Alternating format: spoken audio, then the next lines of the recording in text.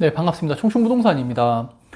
제목을요, 대구 부동산은 가짜 상승 중이라고 이야기를 했는데, 그게 사람들의 인식이나 지금 피부로 와닿는 거는 부동산이 반등한다고 생각이 드실 건데, 근데 실제 경제 지표를 보면요, 그렇진 않고요.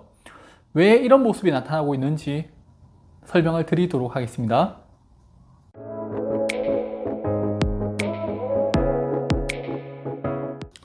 자, 대구 월별 주택 거래량인데요. 그 4월까지의 모습을 보면요, 최근 들어서 거래량이 증가를 하고 있지만 예전의 모습에 비해서는 아직 회복을 하지 못하고 있죠. 하지만 작년에 워낙 거래량이 없었기 때문에 거래가 활발하게 보이고 있습니다. 5월까지의 대구 종합주택 가격을 보면요, 여전히 하락세죠. 아파트가 많이 하락을 했고 급매 위주로 거래가 되면서 아파트는 반등이 나왔을 수는 있어요. 그런데 이런 모습이 왜 나타날까요? 우리는 여기서 생각을 해야 할 게 있어요. 바로 똘똘한 한 채, 이거 생각하셔야 돼요. 문재인 정부 때 부동산 가격이 급등하니까 다주택자에 대한 공격을 단행했었죠. 세금이 또 많이 나오니까 부동산 가격이 하락을 하면서 매도는 또 쉽지 않고. 그럼 현재 상황에서 다주택자들이 공격적으로 매수를 들어올까요? 저는 아니다라고 보거든요. 또 며칠 전에 범어내거리 아파트하고 신안 뉴타운의 아파트를 제가 비교해 드리면서 처음 분양할 때는 1억 5천만 원 정도 차이가 났었지만은 이제는 2억 5천만 원까지 차이가 벌어졌다고 말씀을 드렸죠. 앞으로요, 똘똘한 한 채로 입지의 중요성이 상당히 높아질 것으로 생각됩니다. 자, 그럼 제 주장에 따르면요, 다주택자들이 매수를 하지 않았던 건데 그러면은 매수를 누가 했을까요? 실수요자들, 특히 전세를 살고 있는 실수요자들이 매수를 했다고 생각을 합니다. 그리고 그들이 매수를 할 수 있는 여건이 만들어졌는데요. 그게 바로 역전세라고 생각을 합니다. 자, 예시를 좀 보여드리자면요. 위가 매매, 아래가 전세가인데 매매가가 21년에 8억 원에서 22년에 10억 원으로 상승했다가 23년에 6억 원으로 하락을 했습니다. 전세가가 21년에 6억 원에서 22년에 8억 원으로 상승했다가 23년에 4억 원으로 하락을 했어요. 자, 여기서 우리가 생각해야 하는 건요, 집을 매도하기 위해서는 매매가는 시세에 맞춰서 판매를 해야 하죠.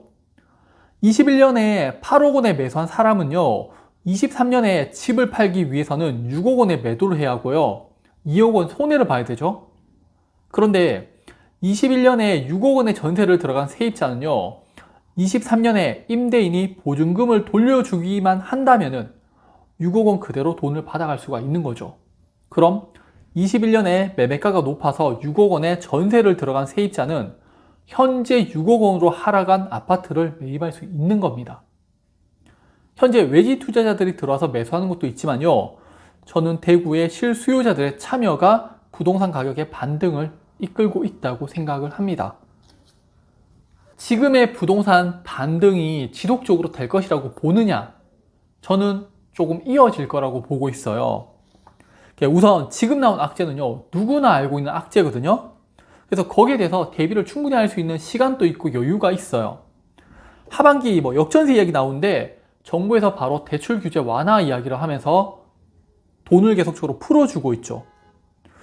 이 길로 가면은 낭떠러지가 나온다는데 그 누구도 직진하지 않습니다. 바로 차를 돌리거나 다른 대안을 찾아보죠. 또 반등세가 이어지는 이유가요, 다주택자들이 매물을 걷어들이고 있기 때문인데, 몇 년 전을 생각해 보면은 러시아하고 우크라이나 간의 전쟁으로 인해서 금리가 단기간에 급등을 했고요. 그리고 부동산 가격이 하락을 했는데 팔리지도 않았었죠. 다주택자들 같은 경우에는 가격도 떨어지고 금리도 올라가다 보니까 급한 마음에 계속적으로 매도를 내놨었지만은 이제는 금리가 좀 안정적으로 돌아서기 시작되고요. 예상 가능하게 됐잖아요. 그런 수준으로 변했기 때문에 사람들이 계산을 하게 되죠. 높은 이자 비용과 세금을 내는 것과 부동산을 보유하고 있어서 1,000만 원, 2천만 원이라도 상승해서 파는 거, 이거를 비교했을 때 6개월이나 1년 뒤에 내가 팔았을 때 세금 내는 것보다 이익이 더 많다면은 사람들은 보유하는 것을 선택하게 되죠. 최근 특정 아파트 단지 위주로 거래가 활발해지고 가격이 반등이 나오면서요. 다주택자들 또한 매물을 걷어들이고 있고요. 심한 곳은 지금 손피까지 다시 나오고 있는 그런 상황입니다. 자, 이런 생각을 좀 잘 하셔야 되는데, 그렇다고 몇 년 전처럼 부동산이 급등한다는 이야기는 아니에요. 단기적으로 반등세는 이어지지만 장기적으로 대구 부동산이 위험한 이유를 좀 설명드릴게요. 자, 미국채 10년물인데 지금 금리가 한 3.7% 정도 돼요. 이 정도 금리는 2008년 서브프라임이 터지던 그때의 금리와 비슷한 수준이고요. 현재 우리나라의 금리도 상당히 가파르게 올라가서 위험한 상황이 지속되고 있어요. 우리나라 GDP 대비 가계부채를 보면요. 2008년에 한 70% 정도였는데 지금은 100%가 넘었죠. 즉, 이 말은 우리나라의 가계부채는 30%포인트나 증가를 했고 금리는 최근 하락을 했다가 다시 전 세계에 부동산 위기를 안겼던 수준까지 올라왔다는 겁니다. 엄청난 리스크를 안는 거죠. 우리나라 대출 금리를 보면요. 지난 13년간 추세적으로 하락을 했는데 2021년 중간을 기점으로 대출 금리가 반등을 해요. 전체적인 가계부채 증가와 대출 금리 상승을 고려했을 때 여전히 위험하다는 겁니다. 네, 그럼 정리를 좀 하자면요. 이 부동산 버블이 과연 언제 터질까? 네, 그건 저도 모르겠어요. 저는 금리가 지속적으로 상승한다는 전제 하에서 한 2, 3년 안에 이 부동산 버블이 한번 터질 것 같다는 생각을 좀 하고 있거든요. 그런데 현재 부동산이 터지지 않는 이유는요. 고점 대비 하락폭이 일단 사람들이 좀 크다라고 생각을 하고 있고요. 또 다른 이유는 2023년 3월 말 기준으로요. 대구 지역 가계대출 연체율이 0.2%로 상당히 낮은 수준이죠. 계속 청년들의 연끌로 인해서 부채 문제 또는 가계부채, 건설사들의 PF 등이 이제 문제가 되고 있지만요. 이는 정부에서 지속되는 유동성 공급 정책으로 다 막아주고 있거든요. 네. 현재 상황은요. 대구 부동산 가격이 한번 출렁거렸고 그 뒤에 다시 좀 균형을 찾아가는 그런 상황이라고 생각을 합니다. 이는 매도자와 매수자 간의 셈법이 좀 복잡할 정도로 외부적인 영향을 많이 받고 있는데요.